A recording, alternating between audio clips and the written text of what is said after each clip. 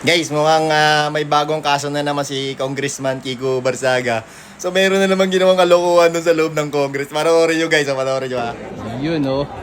Kakatapos lang ng DOJ hearing. Ayan mo. Sandro Marcos. Sabi natin. Good afternoon. Good afternoon, Kiko. Kumusta na yung kaso ni Tito Romualdez mo? Yung ano pala? Oh, ayaw sumagot. Ayaw sumagot, natatakot. Bak! Tinapik ni Gary! Ganyan. Nagalit na si Rep Garin. Grabe, may saltik talaga to si Kiko eh.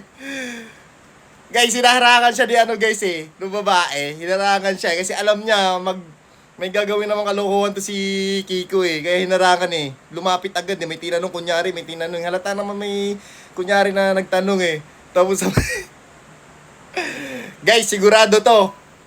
Kiko Barsaga, kung sigurado ka, maganda ka na, kakasuhan ka na naman. Panibagong kaso na naman. Good luck! Kiko Barsaga! Meow, meow, meow, meow.